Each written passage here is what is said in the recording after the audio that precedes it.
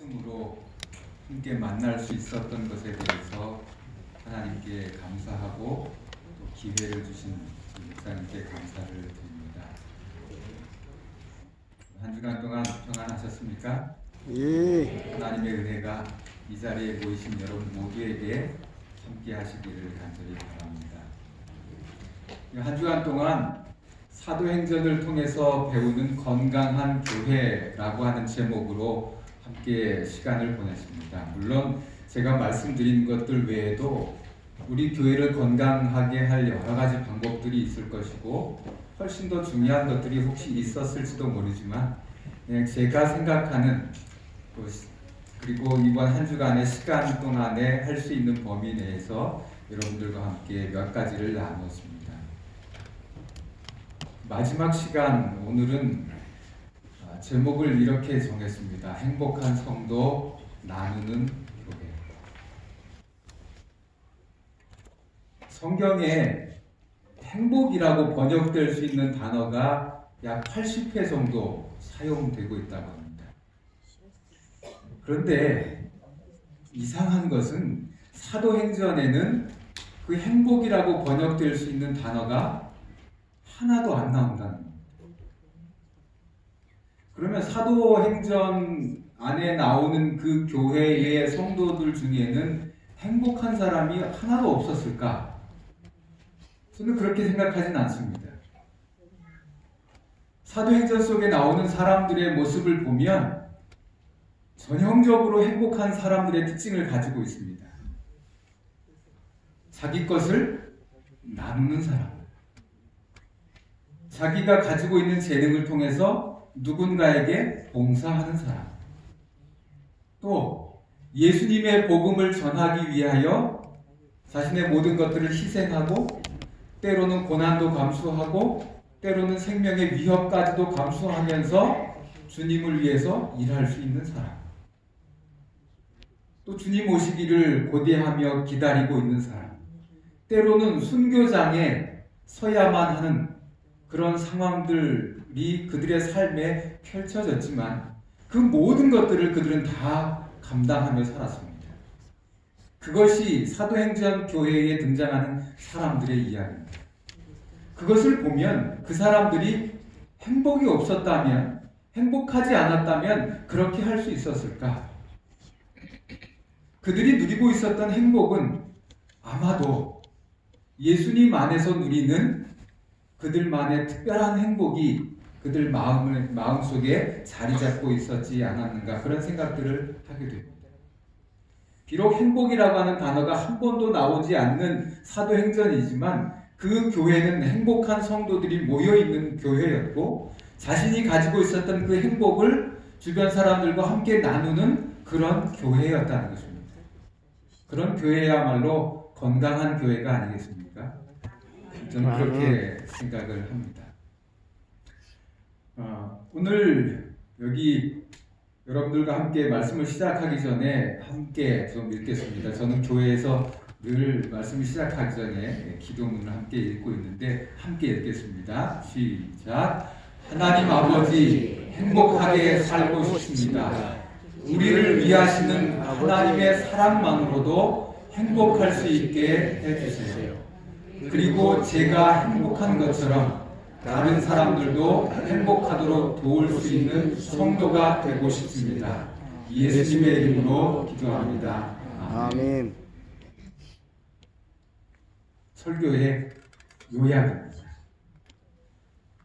그리고 우리가 이렇게 살았으면 좋겠습니다. 오늘 설교 제목에 부제를 하나 제가 붙였습니다. 동백씨 마음엔 동백씨 꽃밭이 있네 라고 하는 설교와 좀 동떨어져 보이는 이상한 부제를 하나 붙였습니다. 작년 연말 KBS 연기 대상에서 무려 12가지 상을 휩쓴 드라마가 있었습니다. 대상, 최우수상, 우수상, 여러 가지 상을 휩쓴 드라마가 있었는데 혹시 아십니까?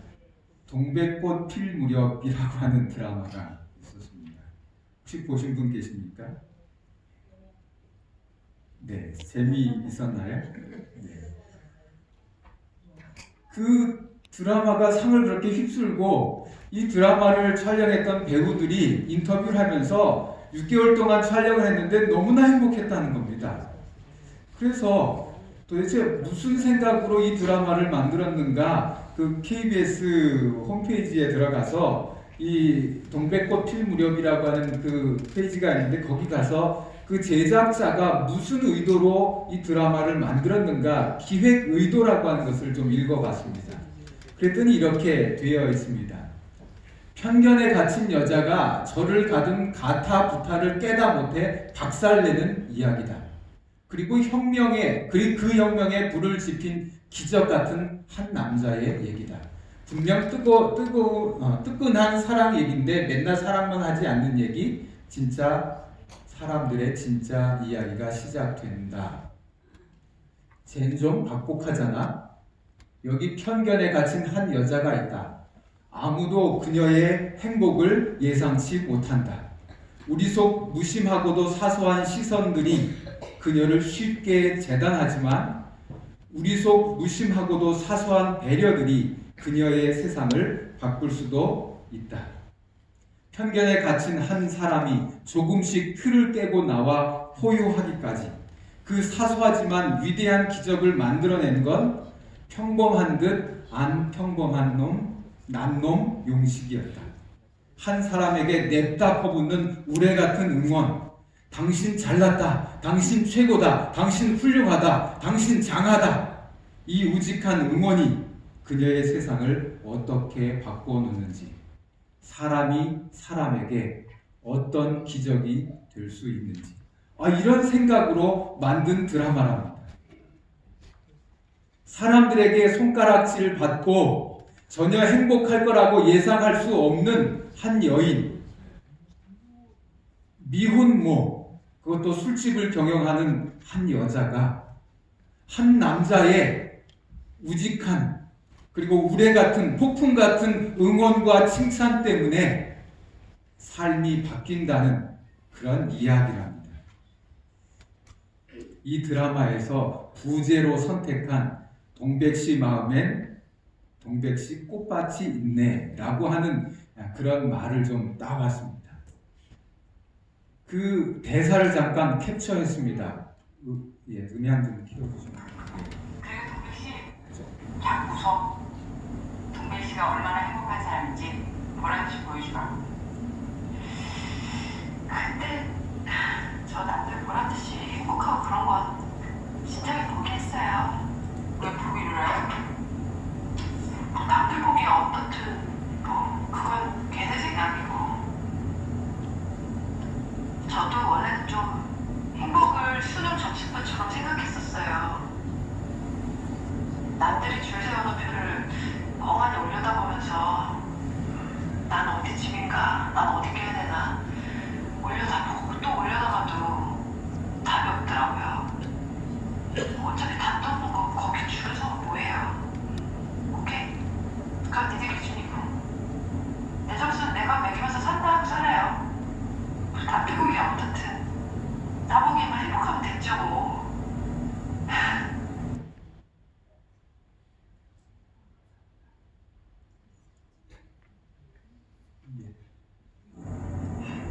나 그 수능도 꼭대기 먹고 그 유명한 복대 간 사람인데 내 꽃밭이 없더라.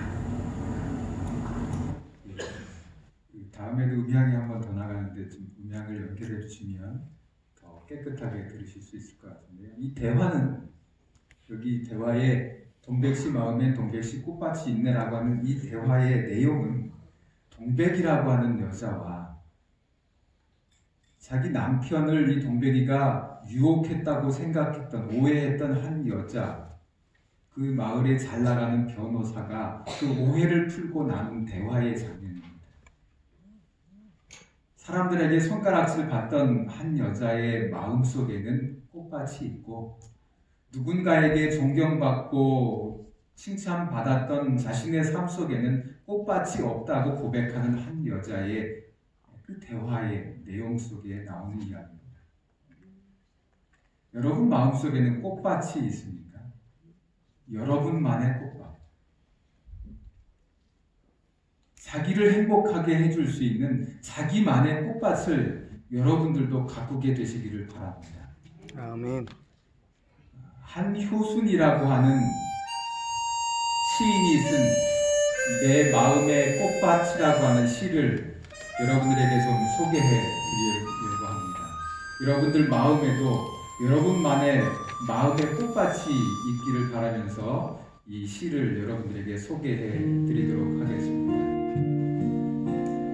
하루하루 되풀이되는 내 삶의 뒤안길에 울퉁불퉁 붉어진 땅 고르고 기쁨 한 조각 묻어둡니다.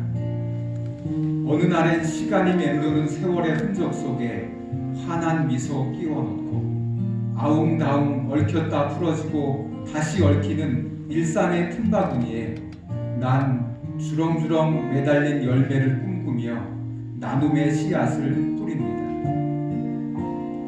비록 얼룩진 화폭이라 할지라도 나는 정성을 다해 살아온 날들의 발자국을 남겨두고 내일은 오늘보다 고운 그림을 그리며 펼쳐진 팔레트에서 나만의 색을 찍어내고 싶습니다. 누가 뭐라 해도 내 마음의 꽃밭엔 늘 향기로운 꽃들이 가득해지는 꿈을 꿉니다.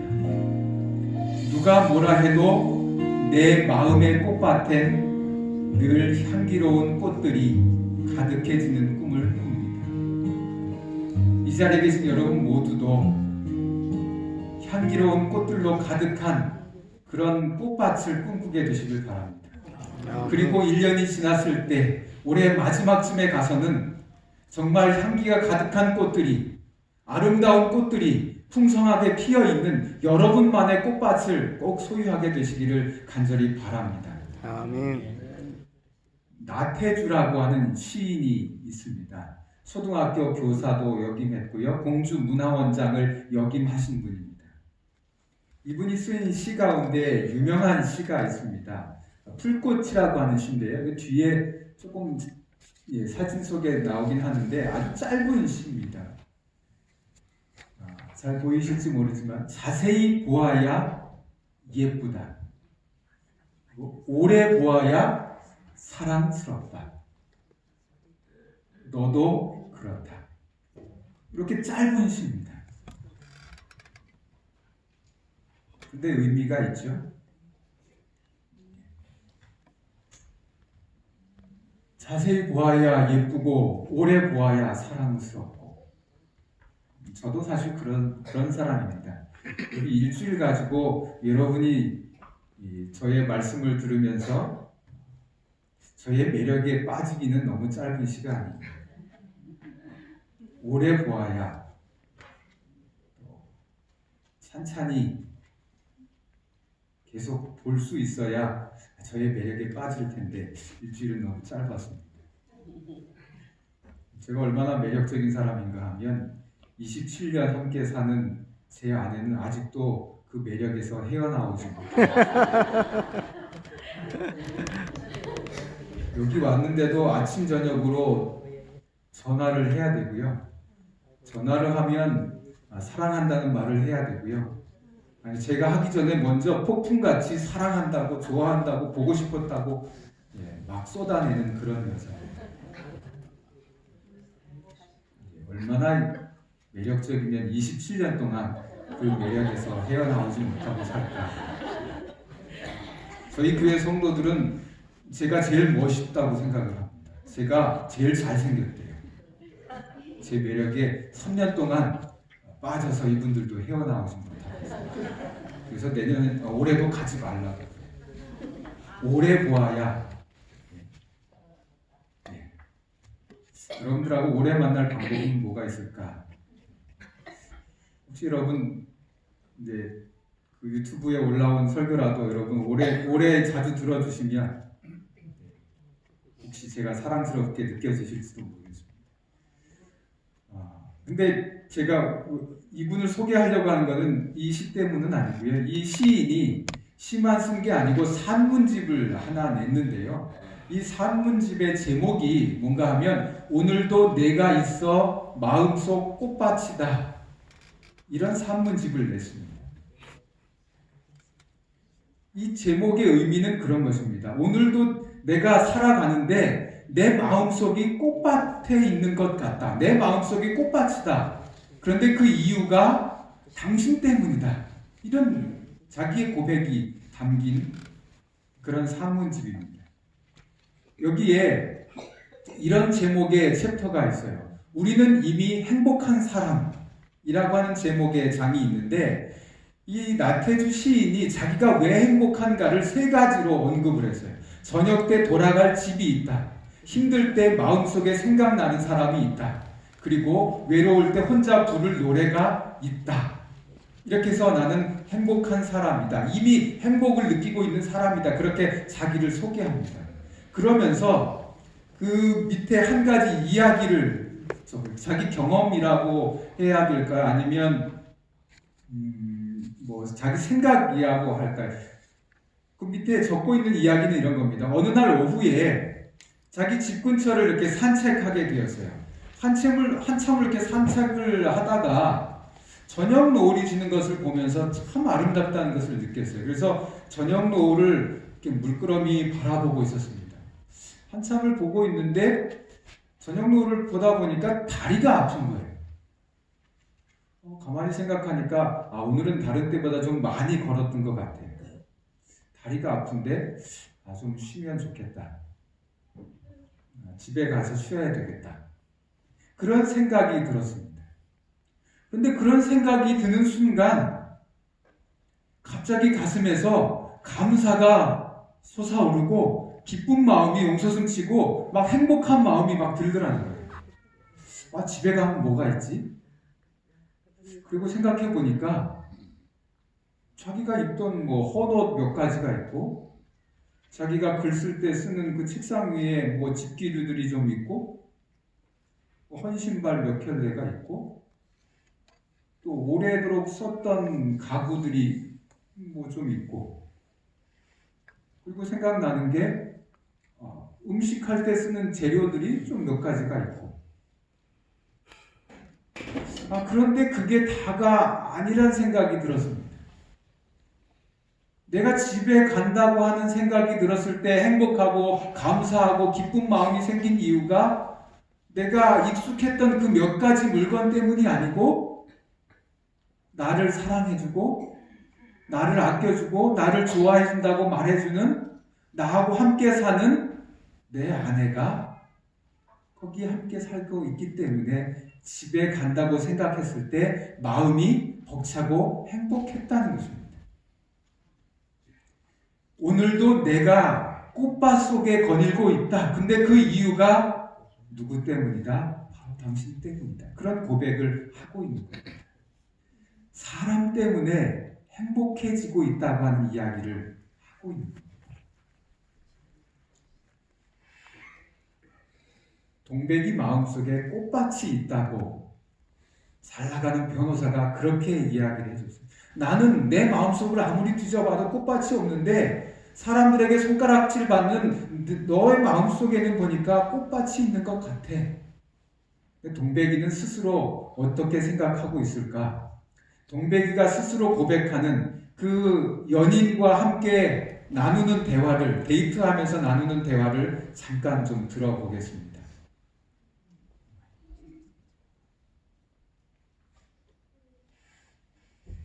근데 소리가 안 나가네요.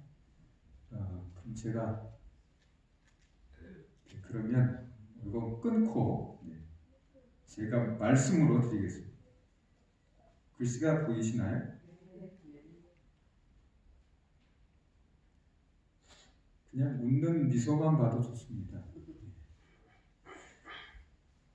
이런 상황입니다. 지금 이 동백이라고 하는 이 여자의 상황이 최악이라는 거예요. 왜 상황이 최악인가?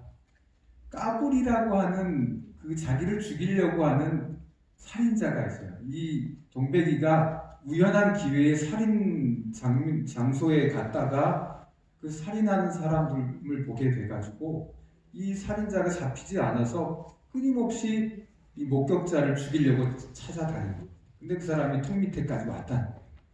그리고 8년 동안 고생하면서 모은 돈으로 이제 가게를 열었는데 그 만기가 되었고 주인은 나가라고 하는 겁니다. 그 돈으로 다른데 가게를 얻을 수 있는 돈도 안 되는 거예요. 8년 만에 나타난 애 아빠는 진상을 부리고 있고, 자기의 어렸을 때 그 과거도 다 들통나버렸어요. 7살 때 엄마로부터 버려져서 고아원에서 자랐다고 하는 이야기가 이미 다 들통나버렸어요. 그런 상태예요. 부끄럽고 창피하고 사람들 앞에 얼굴 들고 다닐 수 없는 그런 상황이에요. 그런데 요즘 제일 많이 웃고 있다. 34살 살아오면서 지금처럼 많이 웃었던 때는 없었다. 근데 그게 왜 그렇게 웃을 수 있었나? 자신의 행복의 비밀을 동백이는 이렇게 말하고 있습니다. 상황이 중요한 게 아니라 사람이 중요한 것이다. 그의 상황은 지금까지 살면서 최악의 상황이었어요. 어떻게 할 수 없는 방법도 눈에 보이지 않는 앞이 캄캄한 그런 상황인데, 이 상황 속에서 그가 웃고 행복하고 감사하고 기뻐할 수 있는 그 이유는 자기에게 사랑한다고, 좋아한다고, 잘하고 있다고 칭찬해주는 한 남자 때문입니다. 기획 의도에서 밝혔다시피 자기에게 폭풍 같은 그 칭찬을 해주는, 우레와 같은 그 응원을 해주는 한 사람 때문에 자기에게 기적이 일어났다는 겁니다. 자기의 삶이 바뀌었다는 것입니다. 우리의 삶을 바꾸게 만드는 힘은 상황에 있는 것이 아닙니다. 상황은 좋아졌다가 나빠졌다 할 수 있습니다. 그런데 이 한 여자를 향한 그 사랑, 변하지 않은 그 사랑이 이 여자의 마음을 움직였고, 그 모든 힘들고 어려운 상황 속에서 행복하게 살아갈 수 있다.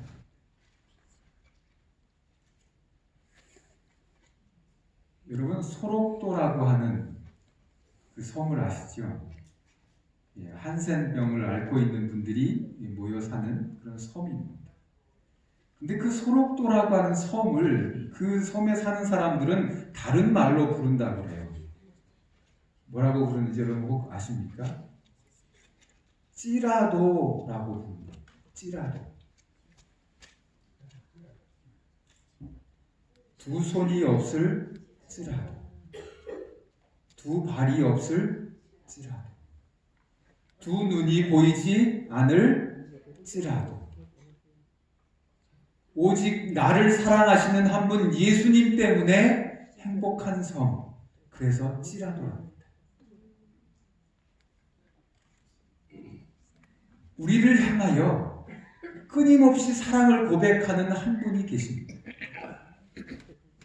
우리만 좋다고 우리에게 늘 사랑을 고백하시는 한 분이 있습니다. 우리가 잘못해도, 우리가 쓰러지고 넘어져도, 우리가 별 볼 일 없는 형편없는 사람이라도 우리를 사랑한다고, 내가 너를 위해서 죽을 각오도 있고 이미 죽었다고 고백하는 한 분이 계십니다. 그 예수님. 그 예수님 때문에 우리도 행복했으면 좋겠습니다. 아멘. 우리의 상황은 어쩌면 우리가 살면서 지금까지 살아왔던 모든 삶 속에 가장 형편없고 가장 처참하고 가장 최악인 상황이 우리 앞에 펼쳐져 있을지도 모릅니다. 이미 벌써 나는 늙어서 힘도 없고, 어떤 사람들은 나보고 곧 죽을 거라고 말하고, 자녀들은 나에게 관심조차도 없고,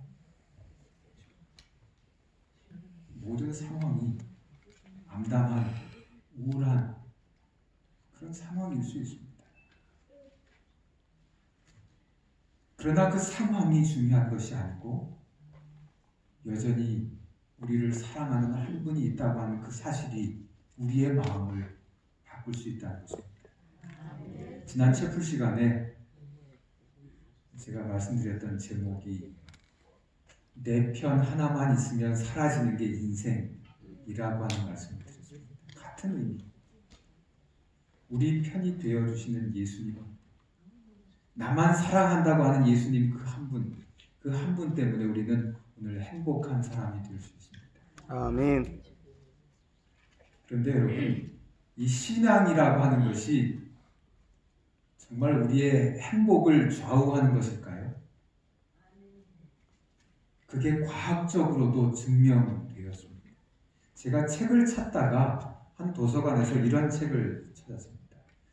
대한민국 행복지수라고 하는 책입니다. 이 책은 만여 명의 사람들에게 행복에 관한 설문을 몇 년 동안 나눠주고 그 설문을 받아서 연구 결과 보고서입니다. 대한민국 사람들이 어떤 때 행복해하고 무슨 일로 행복해하는지 그것을 연구하고 또 평가하고 조사하고 또 앞으로 어떻게 하면 좋을지에 대한 나름대로의 제안을 한 그런 책이에요. 근데 여기 그 내용 중에 종교가 우리를 행복하게 할 수 있을까? 라고 하는 궁금증이 있어서 사람들에게 설문을 했는데 그 종교가 우리의 행복을 좌우할 수 있다고 하는 그런 내용의 평가들이 있습니다. 무교와 종교를 비교해서 무교와 기독교를 비교해 보니까 차이가 많이 납니다. 종교가 없는 사람들보다 종교가 있는 사람들이 더 행복하다고 생각을 했고 그 중에서도 예수님을 믿는 사람들이 훨씬 더 행복하다고 생각을 했습니다. 종교와 수입, 소득을 함께해서 비교했을 때도 마찬가지입니다. 소득이 적든 많든 관계없이 종교를 가지고 있는 사람들은 종교가 없는 사람들에 비해서 훨씬 더 행복을 느낍니다. 특별히 예수님 믿는 사람들이 훨씬 더 행복하다고 여깁니다. 그거는 세대별로도 마찬가지입니다. 20대, 30대, 40대, 50대 이상 모든 세대에서 예수님을 믿는 사람들이 종교가 없는 사람들보다 훨씬 더 행복하다고 이야기합니다. 그럼 건강 상태에 따라서는 어떤가? 건강 상태에 따라서도 예수님 믿는 사람들이 예수님 믿지 않는 사람보다 훨씬 더 행복하다고 생각을 했습니다. 여러분 마음속에 예수님에 대한 그 믿음이 있으면 우리는 세상 사람들보다 훨씬 더 행복하게 살 수 있다는 이야기입니다.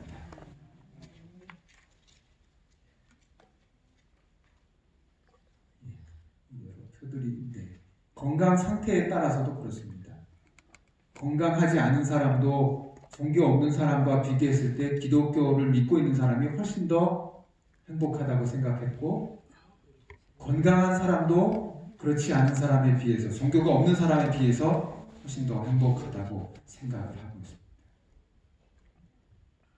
제가 서두에 사도행전에는 행복이라고 번역될 수 있는 단어가 하나도 나와 있지 않다고 말씀드렸습니다. 그런데 거기 등장하는 사람들은 행복하게 살고 있다고 말씀드렸죠. 그 사람들이 행복하게 살 수 있는 이유가 한 가지가 있습니다. 그것은 뭔가 하면 성경에 끊임없이 반복되고 있는 한 말입니다. 한 구절이에요. 여호와께서 너희를 위하여, 주님께서 너희를 위하여, 이런 말들입니다. 우리를 위하여라고 하는 단어가 성경에 끊임없이 반복되는데 사도행전에는 행복이라는 단어는 나와 있지 않지만 예수님께서 하나님께서 우리를 위한다고 하는 단어가 곳곳에 나온다고 하는 겁니다. 사도행전에 살고 있는 그 인물들은 그 말을 믿었고 그 말 때문에 행복했다고 저는 생각합니다. 출애굽기 14장 14절에 여호와께서 너희를 위하여 싸우시니까 너희는 가만히 있으면서 지켜만 봐라. 예수님께서 요한복음 14장 1절에 1절부터 3절에 너희를 위하여 처소를 예비하러 갈 거니까 염려하지 말아라. 그걸 믿는 사람들은 행복해질 수 있는 겁니다. 사도행전 2장에도 이렇게 말합니다. 나로 요동하지 않게 하기 위하여 그가 내 우편에 계십니다. 이걸 믿는 사도행전의 사람들은 행복을 느끼는 것입니다. 사도행전 3장 20절 주께서 너희를 위하여 예정하신 그리스도 곧 예수를 너희를 위하여 보내주신다. 예수님이 이 땅에 오시는 것도 바로 우리를 위하여, 저와 여러분을 위하여 오시는 거다. 그걸 믿는 사람들은 행복하게 살 수 있다는 겁니다. 3장 22절 하나님이 너희를 위하여 나 같은 선지자를 보내주실 것이다. 그게 예수 그리스도다. 그걸 믿는 사람들은 행복할 수 있다는 겁니다. 사도행전 13장 23절 이스라엘을 위하여 구주를 세우셨으니 곧 예수 그리스도라.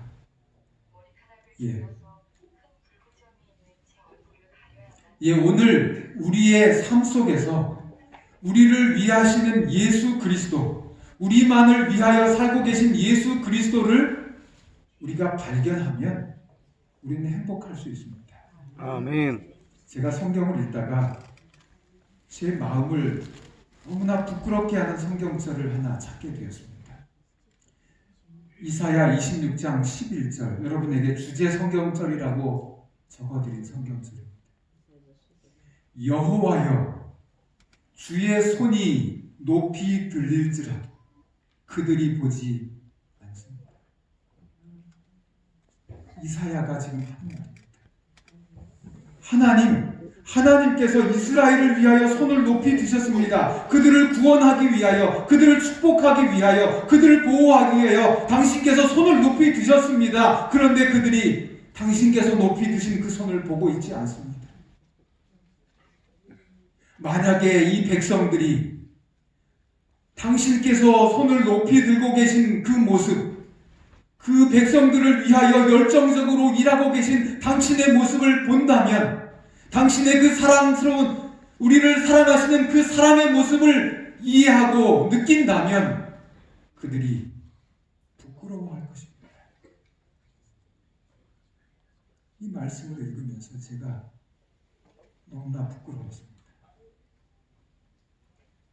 나를 사랑하셔서 십자가에 달려 돌아가셨다고 고백하는 말씀을 수없이 읽었는데 정말 그 말씀을 내가 마음속에 받아들이면서 그분이 나를 위해서, 오직 나만을 위해서 그렇게 하셨다고 내가 믿고 살아왔는가?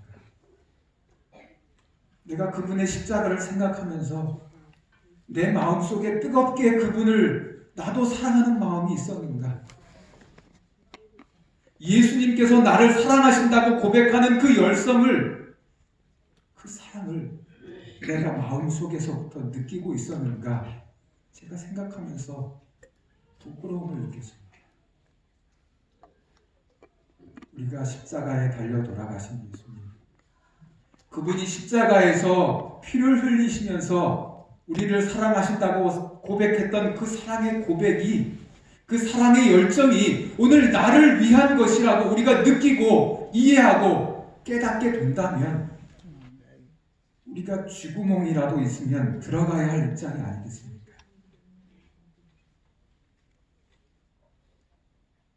우리가 부끄럽게 생각할 수 있어요. 베드로전서 2장 21절에 그리스도께서 우리를 위하여 고난을 받으셨다 그렇게 말하고 있어요. 이 말씀을 읽으면서도 진심으로 내가 그렇게 생각했었는가? 내가 그렇게 믿고 있었는가? 제 자신을 돌아보면서 주님 앞에 부끄럽게 생각되었습니다.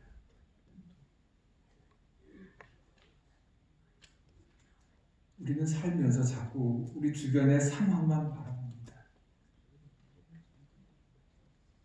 우리 주변의 상황만 바라보고 있어요.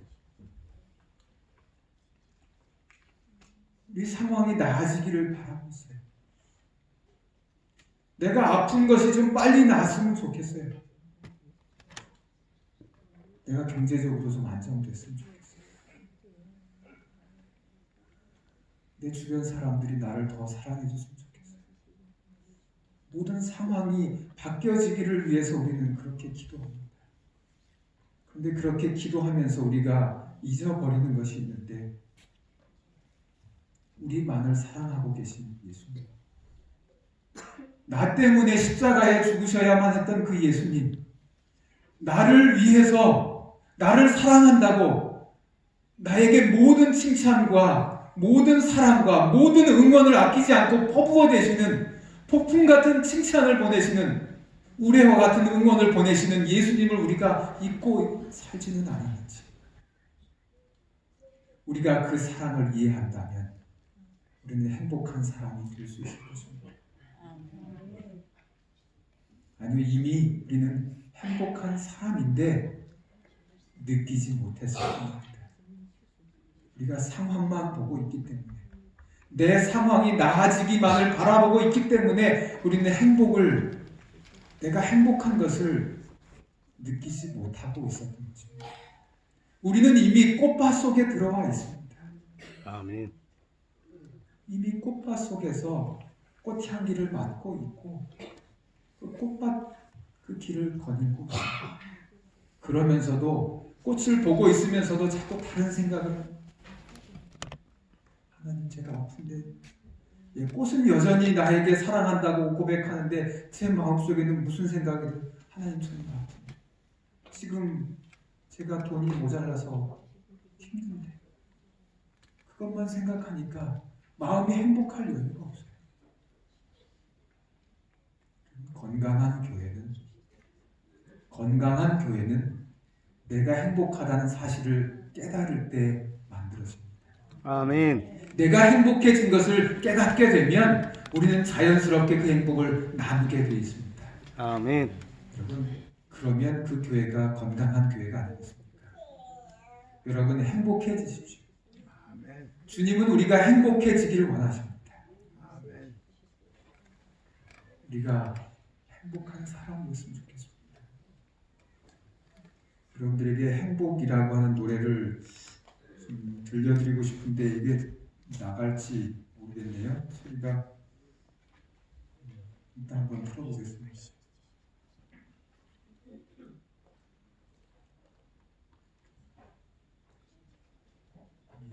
소리가 나가질 않네요. 제가 이 가사를 좀 읽어드리겠습니다. 행복이라고 하는 노래인데요. 여러분 나중에 한번 유튜브를 통해서 좀 들어보시면 마음속에 감동이 되시라는 생각됩니다. 화려하지 않아도 정결하게 사는 삶. 가진 것이 적어도 감사하며 사는 삶. 내게 주신 작은 힘 나눠주며 사는 삶. 이것이 나의 삶의 행복이라. 눈물 날 일 많지만 기도할 수 있는 것. 억울한 일 많으나 주님 위에 참는 것. 비록 짧은 작은 삶, 주 뜻대로 사는 것. 이것이 나의 삶의 행복이라. 이것이 행복. 이것이 행복이라. 세상은 알 수 없는 하나님의 선물. 이것이 행복이라. 하나님의 자녀로 살아가는 것. 이것이 행복이라.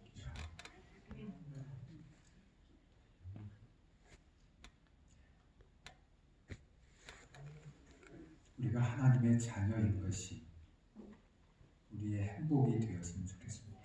아멘. 제가 여러분에게 나누어 드린 기별 중에 어떤 것이 있을지 여러분 생각나는 것이 어떤 것이 있는지 잘 모르겠습니다.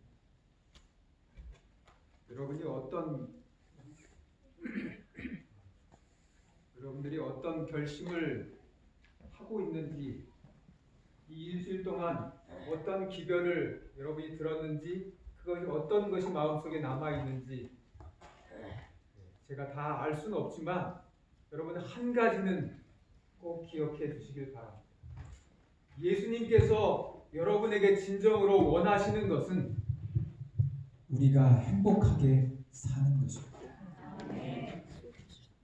예수님의 자녀인 하나님의 백성인 우리가 오늘 행복하게 사는 것입니다. 우리의 상황이 어떻게 됐든 간에 우리의 주변 여건들이 어떻든지 간에 우리가 행복하게 되길 바랍니다. 아멘. 그것이 하나님의 뜻입니다. 그것을 마음속에 여러분 남겨두시기 바랍니다. 그래서 우리의 삶이 어떻게 뒤바뀌든 관계없이 꼭 오늘 우리의 생명이 끊어진다 할지라도 우리의 앞날을 우리가 전혀 예측할 수 없는 상황이 우리 앞에 찾아온다 할지라도 그 어떤 것이 우리 앞에 닥쳐온다 할지라도 끝까지 우리만을 바라보고 계실 우리만을 사랑한다고 말씀하실 그 예수님 때문에 행복한 우리가 되기를 간절히 바랍니다. 잠시 기도하겠습니다. 은혜로운 아버지 하나님, 우리를 자녀 삼아주신 것 감사합니다. 아멘. 행복하게 살게 해주신 것 감사합니다. 아멘. 주님이 우리의 행복을 위하여 얼마나 큰 노력을 하고 계신지 우리가 바라볼 수 있는 눈을 허락하여 주시고 주님의 사랑을 받아들일 수 있는 마음 열도록 도와주시옵소서. 예수님의 이름으로 기도하옵나이다. 아멘.